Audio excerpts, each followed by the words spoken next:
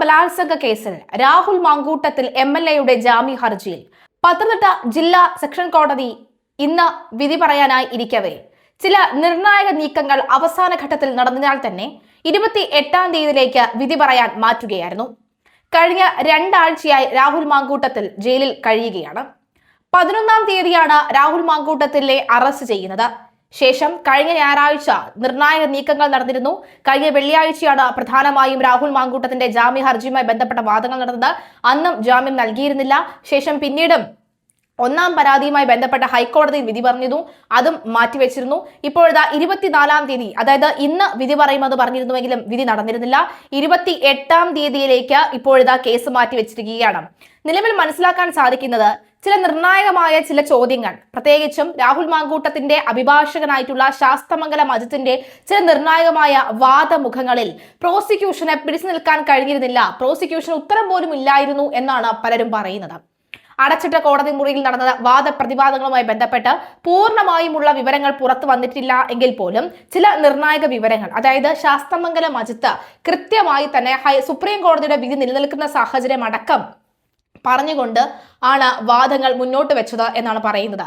Supreme കോടതിയിൽ ഉഭയകക്ഷി സമ്മതപ്രകാരമുള്ള ഒരു ബന്ധം നടന്നതിന് ശേഷം പിന്നീട് വർഷങ്ങൾക്കിപ്പുറം തന്നെ അയാൾ പീഡിപ്പിച്ചു എന്നുള്ള പരാതിയുമായി വന്നു കഴിഞ്ഞാൽ അത് നടക്കില്ല എന്ന് വ്യക്തമാക്കുന്ന സാഹചര്യങ്ങളാണ് ഉണ്ടായിരുന്നത്.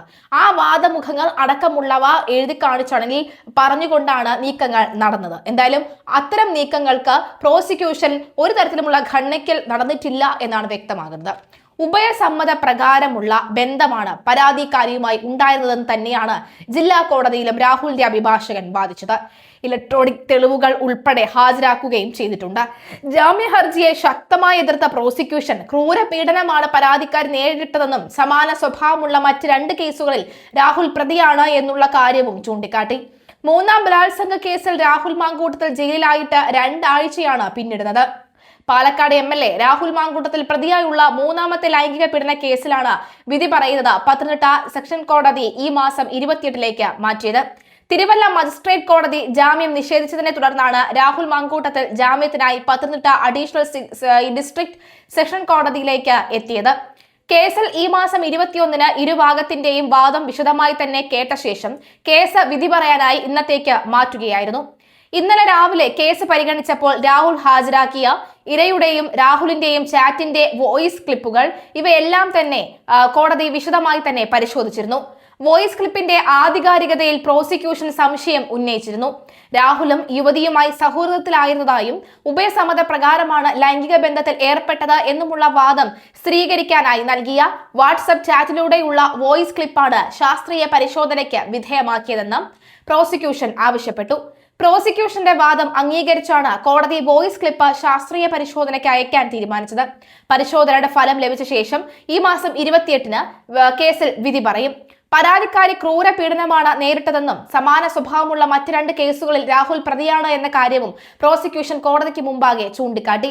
രാഹുൽ മാങ്കൂട്ടത്തിലും പരാതിക്കാരിയും തമ്മിലുള്ള ശബ്ദരേഖ പ്രതിഭാഗം കോടതിയിൽ ഹാജരാക്കിയിരുന്നു. ഈ ശബ്ദരേഖയുടെ ആധികാരികത പരിശോധിക്കണമെന്ന് പ്രോസിക്യൂഷൻ ആവശ്യപ്പെട്ടതിനെ തുടർന്നാണ് വിധി പറയുന്നത് മാറ്റിയത്. അതേസമയം രാഹുൽ മാങ്കൂട്ടത്തിൽ MLAക്കെതിരായ 1-ാം ബലാത്സംഗ കേസിൽ മുൻകൂർ ജാമ്യാപേക്ഷ എതിർത്ത് പരാതിക്കാരി ഹൈക്കോടതിയെ സമീപിച്ചിരുന്നു. രാഹുൽ മാങ്കൂട്ടത്തിൽ ക്രൂരമായ ലൈംഗിക പീഡനമാണെങ്കിൽ ക്രൂരമായ ലൈംഗിക കുറ്റവാളിയാണെന്ന അടക്കം ഗുരുതര ആരോപണമാണ് പരാതിക്കാരി ഉന്നയിച്ചിരുന്നത്. ഗർഭിണിയായിരിക്കെ മൃഗീയമായി പീഡിപ്പിച്ചുവെന്നും അതിജീവിത പറയുന്നു.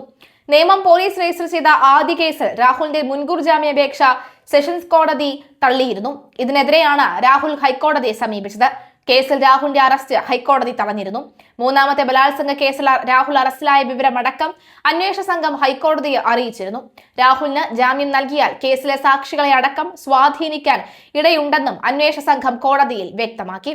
നിലവിലെ സാഹചര്യത്തിൽ ചോദ്യമുനകൾ പലതും ഉയരുകയാണ്. ഏതായാലും ഈ നിർണായക ഘട്ടത്തിൽ രാഹുൽ മാങ്കൂട്ടത്തിൽ ഹാജരാക്കിയ വോയിസ് ക്ലിപ്പുകൾ ഒരുപക്ഷെ അത് യഥാർത്ഥമാകാൻ തന്നെയാണ് സാധ്യത. കാരണം ഈ ഘട്ടത്തിൽ വോയിസ് ക്ലിപ്പ് ഇപ്പോൾ കോടതിക്ക് മുൻപാകെ ഹാജരാക്കുകയാണെങ്കിൽ പ്രോസിക്യൂഷന്റെ ഭാഗത്തു നിന്നും ഇതിനെ സാധൂകരിക്കുന്ന അല്ലെങ്കിൽ ഇതിനെതിരെ ഒരു നീക്കം ഉണ്ടാകാനുള്ള സാധ്യതയുണ്ട്. അതുകൊണ്ട് തന്നെ ശാസ്ത്രീയ പരിശോധനയ്ക്ക് അടക്കം പോകാനുള്ള സാധ്യതയുണ്ട്. അങ്ങനെ ശാസ്ത്രീയ പരിശോധനയ്ക്ക് പോകുമ്പോൾ ഇത് കളവാണ് എന്ന് തെളിയുകയാണെങ്കിൽ രാഹുലിന് ഇരട്ടിക്കൊരുക്കാവും. അതുകൊണ്ട് തന്നെ ഈ ഒരു ഘട്ടത്തിൽ അത്തരത്തിലുള്ള റിസ്ക് എടുക്കാൻ രാഹുൽ തയ്യാറാവുകയില്ല എന്ന് വ്യക്തമാവുകയാണ്. ശാസ്തമംഗലം അജിത്തും അത്തരം റിസ്കിലേക്ക് പോകില്ല. അതുകൊണ്ട് യഥാർത്ഥമായിട്ടുള്ള ഈ വോയിസ് ക്ലിപ്പ് തന്നെ ആയിരിക്കാം ഒരുപക്ഷെ കോടതിയിൽ ഹാജരാക്കിയിട്ടുണ്ടാവുക.